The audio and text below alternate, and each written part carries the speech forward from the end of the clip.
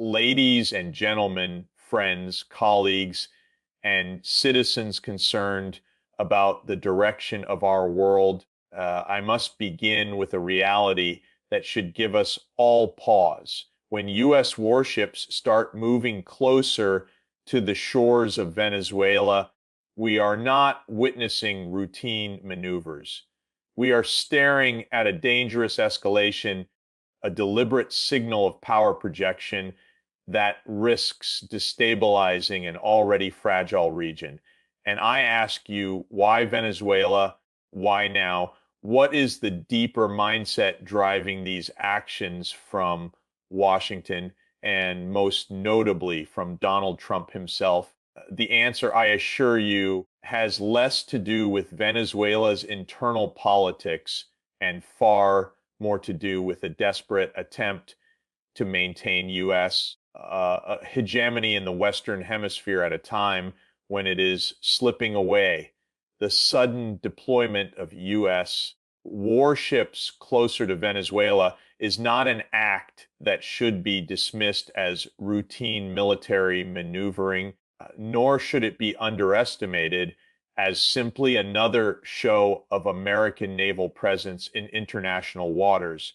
It is, in fact, a sharp escalation, a calculated signal meant to convey dominance, and one that carries risks far beyond the surface appearance of deterrence at a moment when Venezuela is already suffering economic collapse, political paralysis, and humanitarian devastation. The decision to flex military power in its vicinity is not stabilizing, it is destabilizing. The Caribbean waters are now turning into a theater of confrontation where one wrong move, one misunderstanding could tip a fragile region into chaos. Ask yourself what happens when a nervous pilot makes a miscalculation or a radar lock is mistaken for aggression. The consequences could spiral rapidly, and such a chain of escalation is far easier to ignite than to extinguish. Venezuela is not merely a small state on America's doorstep, it has become a crucible of geopolitical competition. When U.S. warships are positioned within striking distance, they are not just targeting Caracas, they are sending a message to Beijing, to Moscow, and to every capital watching this drama unfold. This is Washington saying, we still own this hemisphere, even as the reality of global power dynamics proves otherwise. Such moves reflect not strength, but anxiety about the erosion of influence. The symbolism of these ships matters as much as their capability. They are reminders of an era when the United States could enforce its will unchallenged. But today, the world is different, and these displays risk provoking adversaries who are less willing to back down. What makes this escalation particularly alarming is the volatility of the Venezuelan crisis itself. The country is suffering from one of the most severe humanitarian breakdowns in modern times, millions displaced, hyperinflation destroying livelihoods, and a health system in ruins. Instead of sending aid convoys, the U.S. sends warships. Instead of mobilizing global cooperation for relief, it mobilizes naval assets to project intimidation. Here lies the paradox. While claiming to support the Venezuelan people, Washington's actions add new layers of uncertainty and fear. What ordinary Venezuelan sees these ships and thinks, my future is safer now? None. Instead, they see the possibility of their homeland becoming the next battleground in a struggle they never asked for. And let us be clear, warships in these waters are not neutral. They represent preparation for possible blockades. They open the door to intercepting shipments, and they hint at military options that can no longer be dismissed as empty threats. History teaches us that such deployments often serve as prelude to greater actions. The Cuban Missile Crisis began with ships and blockades. The Iraq War was preceded by military build up. Once vessels are in place, the temptation to use them grows, particularly when political leaders are driven more by domestic optics than by rational international strategy. Consider the mindset behind this decision. In Washington, the calculus is not about the suffering of Venezuelan citizens. It is about image, about proving that the United States still calls the shots in Latin America. It is about demonstrating to rivals that America can still bring its military might to bear, even in an age of multipolarity. But this is where the hook lies. Projection of power in the absence of legitimacy only exposes weakness. The more the United States relies on visible threats, the clearer it becomes that it has lost the invisible authority it once wielded through diplomacy and soft power. The ships in the Caribbean are not a reassurance of U.S. dominance.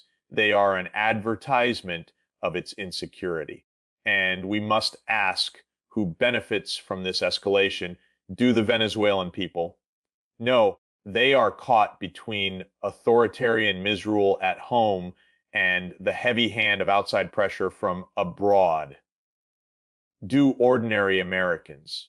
Certainly not, for they inherit the risks of confrontation, the costs of intervention, and the global instability that follows. The true beneficiaries are the political operators who believe that a show of naval strength can mask declining influence. The warships are less about Venezuela and more about Washington's fear of losing face on the world stage. The greatest danger is that the longer these ships stay positioned off Venezuelan waters, the more normal this heightened state of confrontation becomes. What begins as a signal can become a trap where leaders feel compelled to act in order not to appear weak. Panic, pride, and politics all intertwine, and the world has seen too many moments when miscalculation ignites conflict.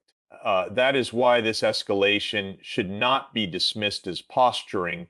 It is a spark waiting for fuel.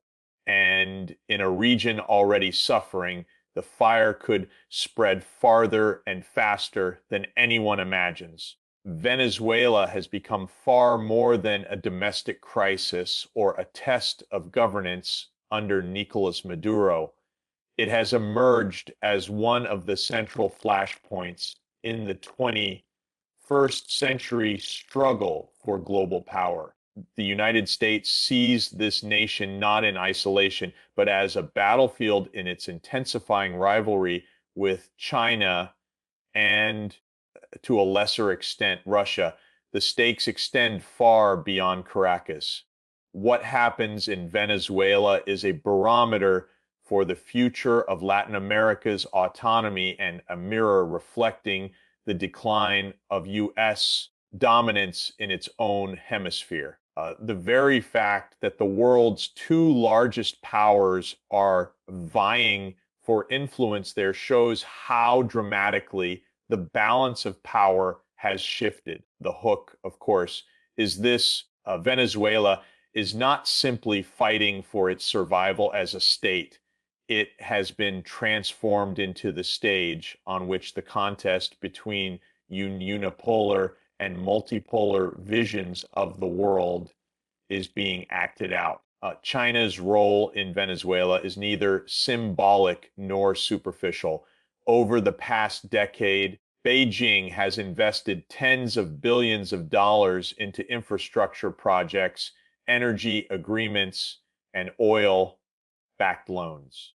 Chinese companies have built housing, developed technology networks, and provided critical financing at moments when the nation was cut off from Western capital markets. These investments were not driven by charity. They were strategic bets, carefully calculated to secure long-term access to the world's largest proven oil reserves and to establish China as an indispensable partner in the Western Hemisphere. For Beijing, Venezuela is proof that the Belt and Road Initiative and other outward-looking policies are not confined to Asia or Africa. They reach into the very backyard that Washington once claimed exclusively as its own. This is where the tension sharpens. For the United States, Venezuela is not just a country in turmoil.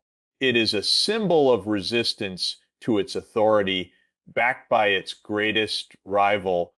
Each Chinese loan or shipment of medical supplies is viewed not only as economic assistance, but as a political message that the days of unquestioned American control over Latin America are over. The U.S.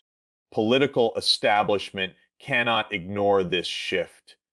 From their perspective, to allow China to entrench itself in Venezuela is to concede that the Monroe Doctrine, the centuries-old doctrine declaring Latin America as a sphere of U.S. influence, has been punctured beyond repair. And that recognition fuels desperation, which explains the increasingly aggressive U.S. posture in the region. Russia, though less economically engaged than China, adds another layer to this competition.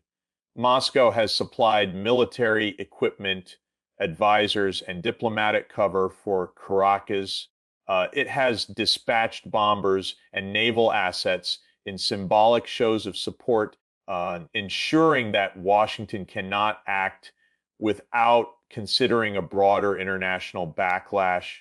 The combined presence of Chinese capital and Russian military ties creates a shield of sorts for Venezuela, making unilateral U.S. intervention riskier than in decades past. This triangular dynamic, Washington on one side, Beijing and Moscow on the other, turns Venezuela into more than a local crisis. It becomes a microcosm of the new global order emerging before our eyes. But here lies the paradox, and it is an essential hook. While Washington claims to be defending democracy and human rights in Venezuela, its true concern is the erosion of primacy. China's engagement may be transactional, but it is tangible.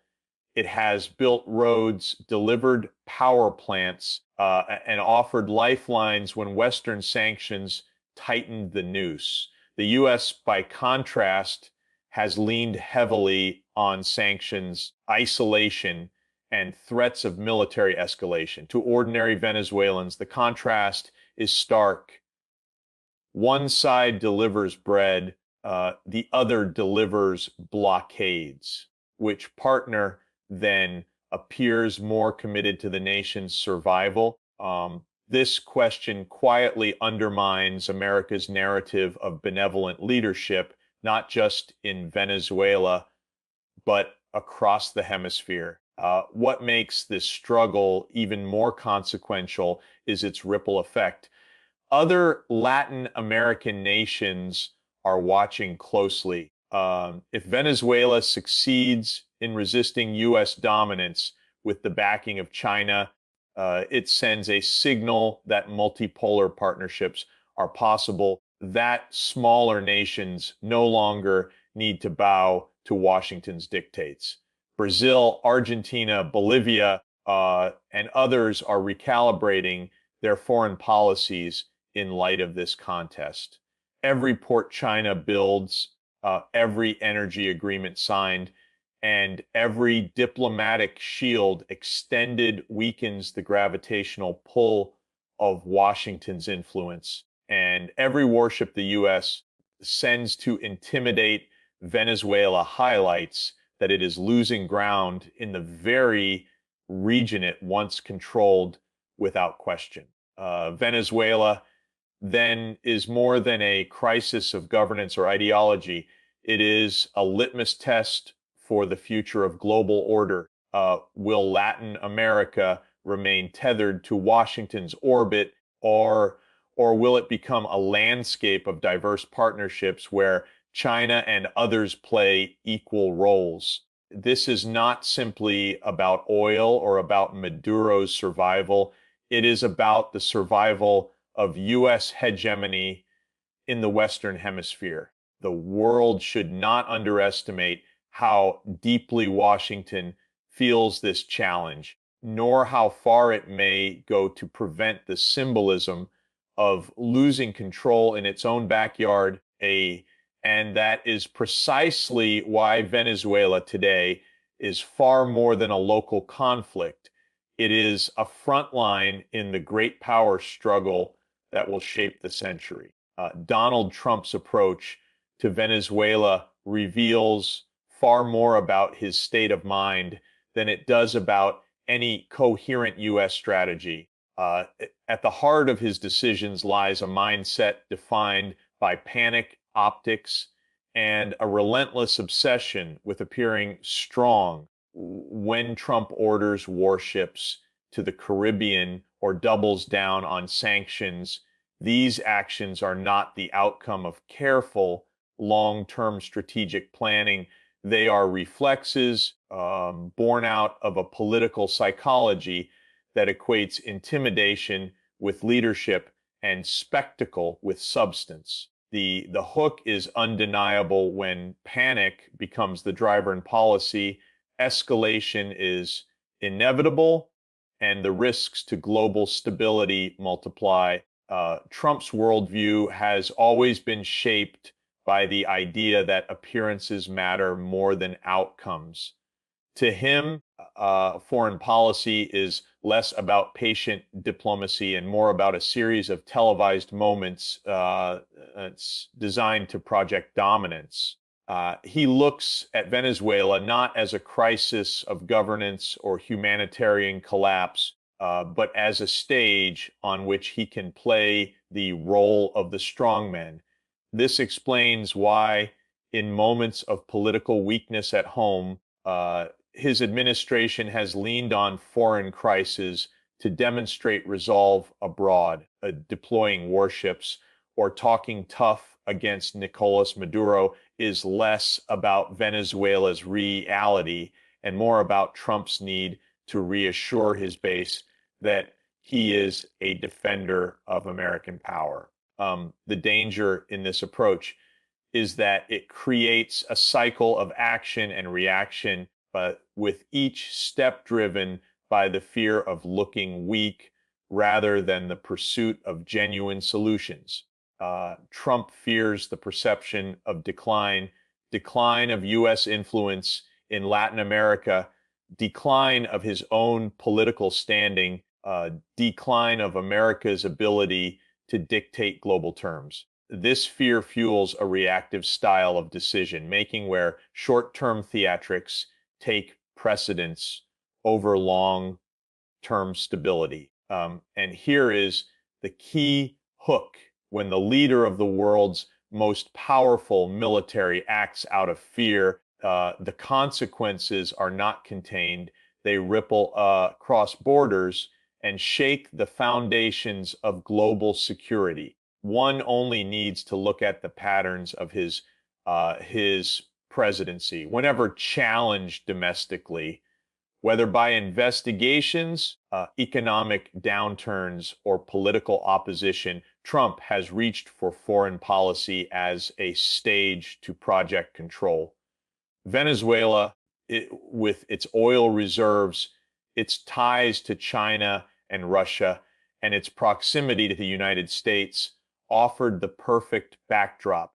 It is distant enough to be viewed as a safe arena for saber rattling, yet close enough to resonate with a narrative of protecting the homeland. But this is not strategy, it is political theater. The people of Venezuela become props in a performance staged for U.S. domestic consumption. This panic-driven mindset is particularly dangerous because it confuses escalation with resolution. Trump appears to believe that deploying warships or threatening military action will compel adversaries to back down. Yet history shows the opposite. When great powers feel cornered, they resist more fiercely. China will not abandon its investments in Venezuela because of U.S. naval movements. Russia will not relinquish its support for Maduro due to American threats. Instead, they may respond with countermoves on deepening the standoff and raising the risks of confrontation. Trump's panic about losing control thus creates the very scenario he fears most: a visible erosion of U.S. dominance made worse by his own overreactions. We must also examine how Trump frames the narrative. He couches his actions in the language of freedom, democracy, and humanitarian concern, but beneath the rhetoric lies the unmistakable drive to project personal strength. Every press conference, every tweet, every statement about Venezuela is crafted not to inform policy, but to reinforce his self-image as a decisive leader. The irony is striking in his desperation to avoid looking weak. He exposes his greatest weakness: a reliance on image over substance, on panic over planning. The human cost of this mindset cannot be ignored. For Venezuelans enduring hyperinflation, food shortages, and crumbling infrastructure, Trump's panic translates into harsher sanctions and heightened fears of military conflict. It is not Maduro who feels the weight of these choices most acutely. It is ordinary families struggling to survive.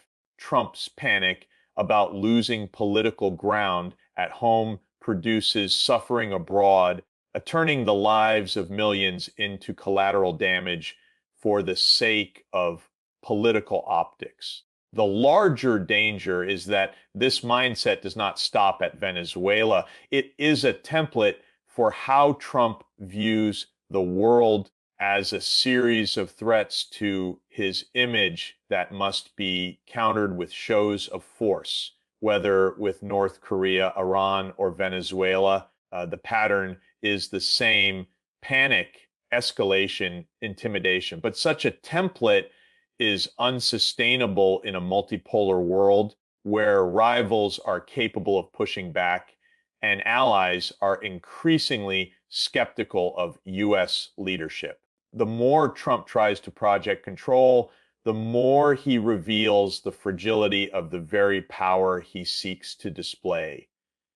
And so the story of Trump and Venezuela is not just about a nation in crisis. It is about the mindset of a leader who confuses strength with spectacle, who allows panic to dictate policy, and who risks dragging an entire region into instability in the process.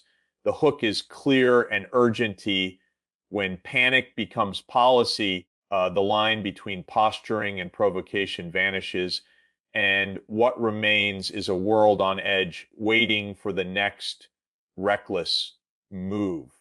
The humanitarian crisis in Venezuela is often invoked by Washington as the moral justification for its actions, yet the reality is far more complex and far more cynical. Millions of Venezuelans have fled their homeland in search of food, medicine, and basic security. Hospitals struggle with shortages of even the most essential supplies. Families queue for hours to secure bread, and hyperinflation has stripped entire communities of the ability to survive with dignity.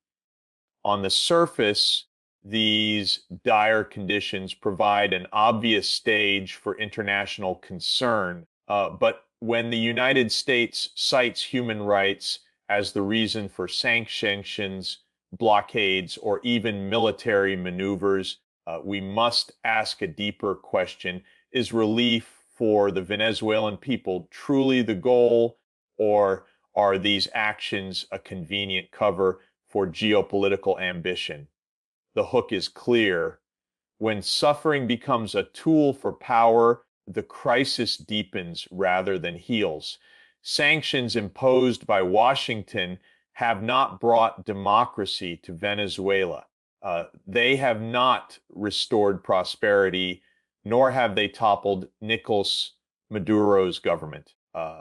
What they have done is choke the economy, isolate the country from global financial systems, and worsen the plight of ordinary citizens. Food imports have dwindled, medical equipment is harder to access, and international trade routes have been stifled. The official narrative claims that sanctions target the elite, the corrupt leadership, and those who profit off the misery of the people. In practice, however, it is the poor and vulnerable who feel the sharpest pain. Parents cannot find medicine for their children. Teachers abandon classrooms to search for food, and entire neighborhoods plunge deeper into despair. This contradiction lays bare the hollowness of Washington's humanitarian claims. What makes this even more troubling is the contrast between rhetoric and action. If the United States were genuinely concerned about Venezuelan lives, its policies would look entirely different. Instead of sanctions that cripple the economy, it would spearhead international relief programs. Instead of isolating Venezuela, it would engage multilaterally to foster dialogue and economic stabilization.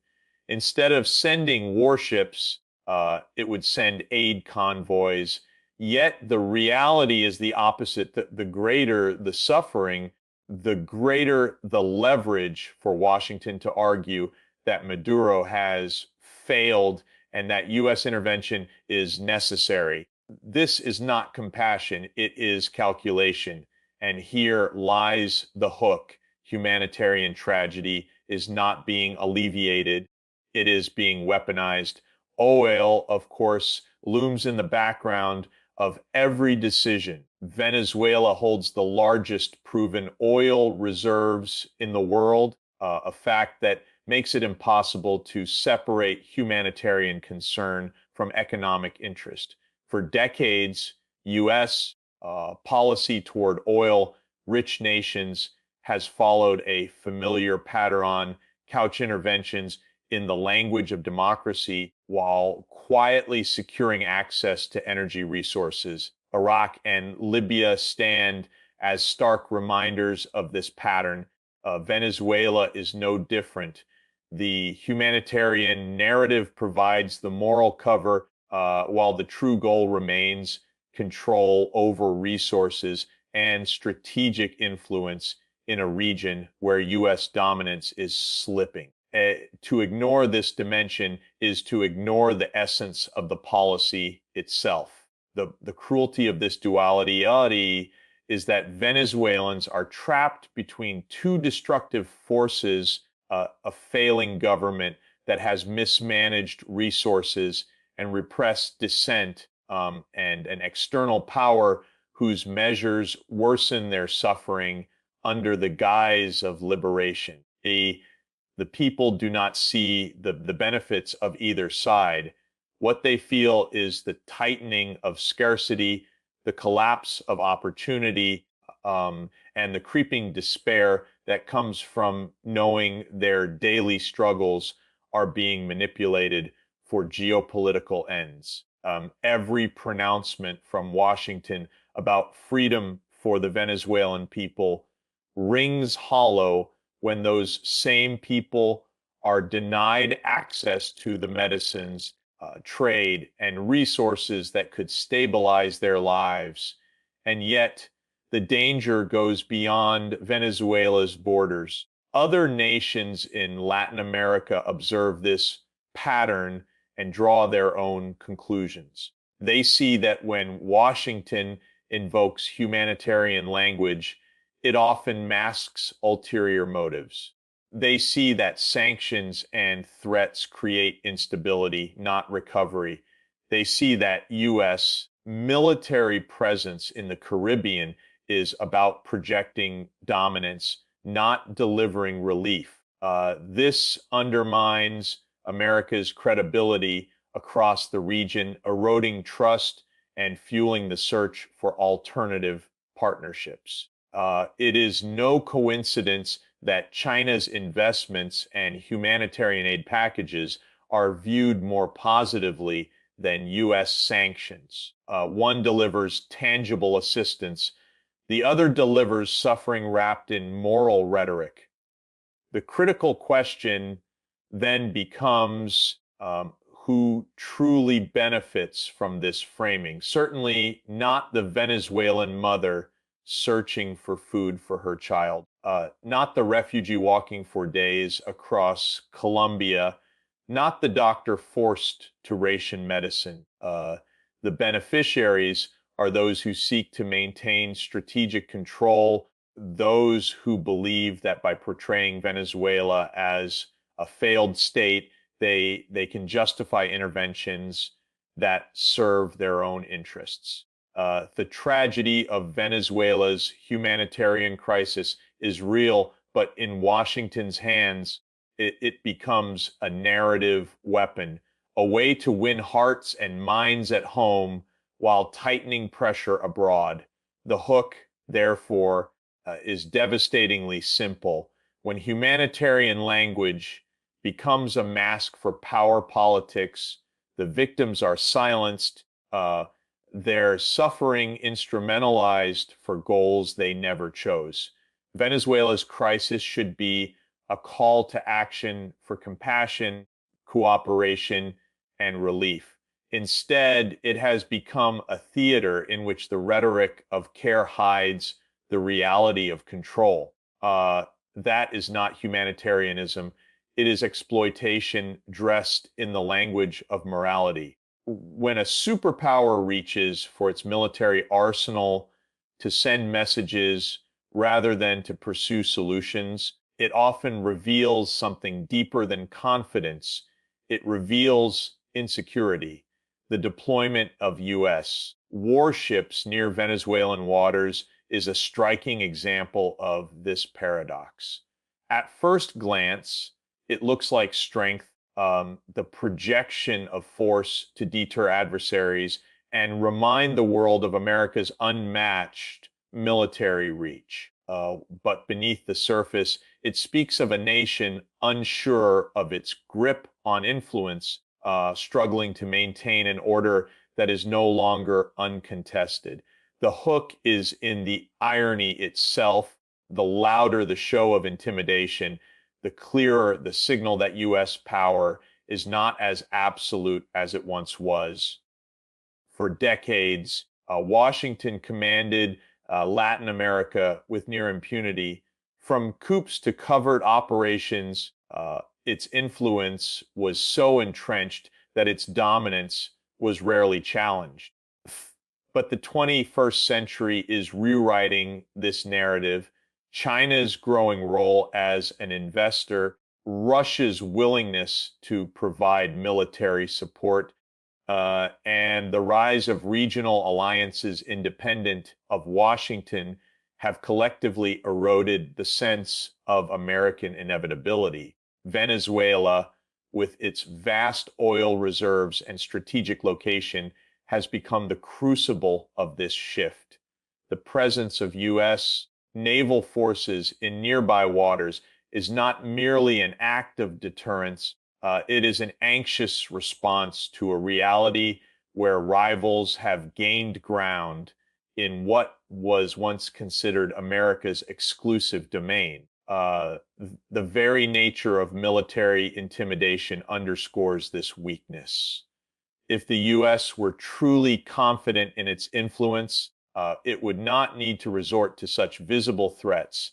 Soft power, diplomacy, trade, investment, and cooperation would suffice to shape outcomes. Yet Washington's toolkit today leans heavily on coercionized sanctions, blockades, and now the projection of naval power. This reliance on force reveals an uncomfortable truth. American soft power is in decline, its moral authority diminished, its economic carrots overshadowed by China's expanding footprint. In this context, warships become less a symbol of dominance and more a symbol of desperation. History provides ample hooks to illustrate this point. Empires in decline often substitute intimidation for persuasion. The British Empire, in its final decades, relied increasingly on military presence to enforce authority, even as its global influence ebbed away. The Soviet Union projected tanks into Eastern Europe long after its ideological allure had faded. And today, the U.S. sends warships to Venezuela, not because it holds unchallenged sway in the region, but because it fears the loss of control to emerging powers. The spectacle of force then becomes a ritual, an attempt to mask fragility with firepower. The deeper problem is that intimidation has diminishing returns.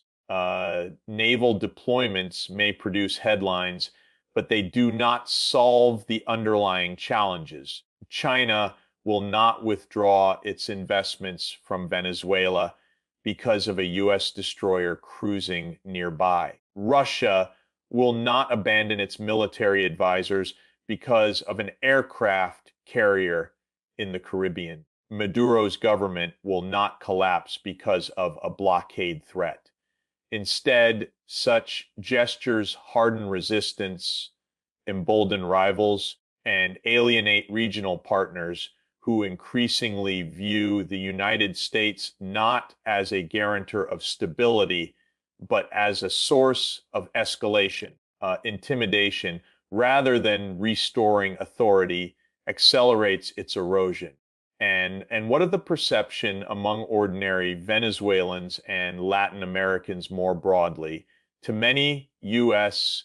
warships symbolize not protection, but aggression. They see a nation that claims to champion democracy, yet sends fleets instead of food. They see a power that justifies intervention in the name of humanitarianism, but deepens suffering through sanctions and military pressure. For them, intimidation is not strength, it is hypocrisy. And this perception carries enormous consequences. It drives countries to seek partnerships elsewhere, to welcome Chinese loans or Russian support, not necessarily out of ideological alignment, but out of sheer exhaustion with U.S. overreach. The irony deepens when we consider that the very act of intimidation diminishes U.S. credibility on the world stage. Allies watch closely. If America treats its neighbors with threats rather than respect, how can it credibly lead global coalitions built on trust and cooperation? Rivals take note as well, seeing in every deployment not a sign of confidence, but a crack in the facade of unipolar dominance. Each warship that sails into contested waters is a reminder that the U.S. no longer commands outcomes by default. It must resort to spectacle, And in doing so, it exposes the limits of its power. The real hook here is this: intimidation is not the language of strength, it is the dialect of decline. True strength lies in the ability to persuade, to attract, to lead by example rather than by threat. By relying so heavily on its navy to signal dominance in Venezuela, Washington inadvertently reveals that it has lost the subtler, more enduring tools of leadership. The United States can still project firepower, but it can no longer as easily project legitimacy. That gap between might and legitimacy is the very definition of vulnerability. And Venezuela is where it is now on display for the world to see. The alternative to confrontation in Venezuela has always been clear, yet it is the one path consistently avoided by Washington. Diplomacy, cooperation, and genuine humanitarian engagement could create conditions for stability, but instead we see the dominance of sanctions, threats, and naval intimidation. The lesson of history is unmistakable. Military pressure in Latin America breeds resistance, not reconciliation, and intervention often leaves nations weaker, more divided, and more vulnerable than before. The hook is that the United States, by choosing the tools of coercion over the instruments of dialogue, undermines its own long-term influence and deepens the very instability it claims to oppose. Um, True diplomacy in Venezuela would mean engaging all stakeholders in search of a negotiated solution, not merely demanding the exit of one leader. It would require the United States to acknowledge that Venezuela's crisis cannot be solved by external imposition, but only through inclusive dialogue among Venezuelans themselves, supported by international mediation. Organizations like the United Nations, regional blocs such as CLACs, and even neutral states could play vital roles in facilitating compromise. Yet Washington has consistently dismissed these avenues, preferring unilateral measures that place its own interests above the aspirations of the Venezuelan people. This reveals the core problem: U.S. policy has been designed not for resolution, but for control. The humanitarian crisis should be at the heart of international action. Millions of Venezuelans have fled across borders into Colombia, Brazil, and beyond, creating one of the largest refugee crises in modern times. Food insecurity, collapsing healthcare, and an economic paralysis demand urgent relief. A cooperative strategy would prioritize lifting barriers that prevent aid from reaching the population, stabilizing currency flows, and supporting regional nations that are bearing the burden of migration. Instead, sanctions and blockades cut off critical supplies, ensuring that ordinary families pay the price of geopolitical maneuvering. The paradox is painful. Washington declares its solidarity with the Venezuelan people while simultaneously enacting measures that make daily survival harder. This reliance on escalation is not simply ineffective, it is self-defeating. Sanctions have failed to topple Nicolas Maduro's government, and warships cannot force China or Russia to abandon their support. Rather than weakening Maduro, U.S. pressure has allowed him to rally nationalist sentiment and portray himself as the defender of Venezuela's sovereignty against foreign aggression. Each threat from Washington strengthens his grip at home, even as conditions worsen for ordinary citizens. The hook here is striking. In trying to accelerate regime change, U.S. policies actually entrench the very leadership they oppose. Diplomacy offers another way forward, but it requires humility, a quality often absent in Washington's approach to Latin America. It means recognizing that multipolarity is a reality, that China and Russia will remain engaged in Venezuela, and that cooperation with these powers may be necessary to achieve peace. It also means understanding that sovereignty cannot be brushed aside. Venezuelans themselves must determine the future of their governance, even if the outcome does not align neatly with U.S. preferences. Such humility is not weakness. On the contrary, it would represent a mature acknowledgement that leadership in today's world is exercised not through domination, but through consensus building. The dangers of ignoring this path are profound. Every warship deployed, every new sanction announced raises the risk of miscalculation. An accidental clash in the Caribbean, an intercepted shipment, or a retaliatory move by Russia could turn a regional crisis into an international confrontation. In an era where great powers are entangled across multiple regions, such sparks are perilous. Yet, this is precisely the risk created when diplomacy is sidelined. The pursuit of military intimidation, far from restoring stability, moves us closer to a crisis that could engulf not only Venezuela, but the hemisphere at large. The most powerful hook of all lies in the contrast between what is possible and what is chosen. Imagine a different reality. The U.S. working alongside Latin American partners to rebuild Venezuela's economy, lifting sanctions in exchange for democratic reforms, and creating joint initiatives for healthcare, education, and energy. Such a vision would not only bring relief to millions of suffering people, but also restore America's image as a partner rather than a predator. Instead, by persisting with escalation, Washington diminishes its moral authority and reinforces the perception that its true interests lie not in freedom, but in control.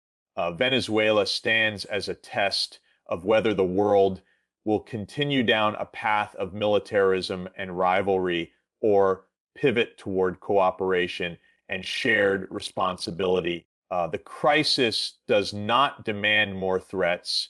It demands leadership grounded in empathy and realism. It demands diplomacy as the first resort, not the last. And it demands recognition that intimidation cannot substitute for legitimacy. Until Washington embraces these truths, its warships may circle the Caribbean, but they will circle endlessly, chasing an illusion of control while ignoring the solutions that could actually bring peace.